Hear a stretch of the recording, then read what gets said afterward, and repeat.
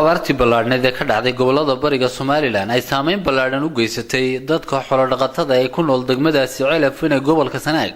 ayaa dadka abaartu xoolihii ka farasaartay waxay qaybo kamid ay ku soo xorodeen degmadaasi Ceelaf weyn gaar ahaan waxay ku soo xorodeen xaafadda Buurdhuubo haddaba dadkaasi ayaa ka sheekeeyay xaaladda nololeed ay ku sugan yihiin isla markaasina baaqayladaan u diray xukuumadda gudoomiyaha garabka haweenka xisbiga kulmiye Khadiija Axmed Ducaale Yooluya qaybo kamid ah xusbigaasi ayaa iyaguna sidoo kale xaafadaasi gaadhay isla markaasina ka sheekeeyay xaaladda ay ku sugan yihiin dadkaasi iyagoo markasta ka qayb qaata samada bixinta dadka jilicsan ee ku nool deegaanadaasi waxaan ka cabanayaa haraad waxaan ka cabanayaa dayaca dunyo dhan dayac hanti la'aan anfaco ma helo waxaan ugu baaqayaa baahi ilaahay baanu qabnaa waxaana la siiyay aqallo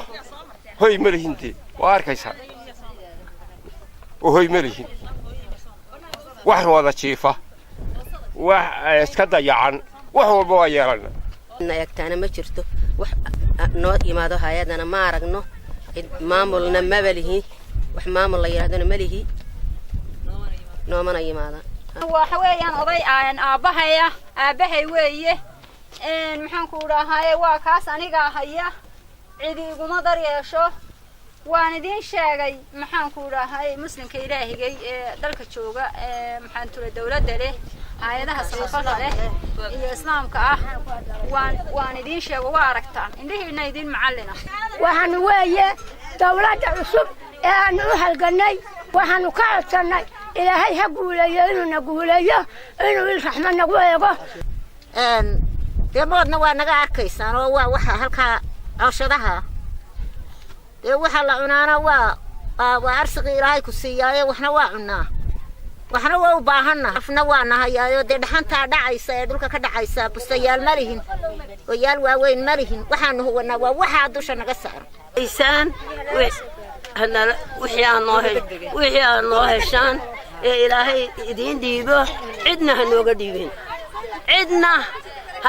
hadday hoy tahay iyo hadday hu tahay iyo hadday lacag tahay mid walba candhada la gashanayaa madaxweyne waa caddahay oo waa run inaad wax soo dhiibayso in aad oranayso degmada waxaa geeya in aad oranayso ay wuxuu ka soo tagayaan ase ahaatee waxa taala meesha ma soo gaarayaan dadkan waa in la hubiyo oo badidii odaygu sheegay yiri waxaan daydayaa cad idinkana idinka yimi annagana aan soo gaarin hadda wali waa daydaynaa anagu labadii bilood ee ay socotay doorashada iyo ololuhu ayaa dadka dhibaatada ugu badan la soo daristay xukuumadii hore way ka warqabtay marka waxa keenay dhibaatada iyo qaylada iyo maxay heetooyeen dayaca dadkan ay la dar la yihiin ila tabaalaysan yihiin waxa keenay kala guurkii labada madaxweyne waxaanu ku leenahay in dadka si degdeg ah loogu soo gurmado dadkaas oo aad moodo cid mas'uuliyadi ka saaran tahay inaanay run ahaantii inaanay jirin iyagu bay ka dhawaajiyeen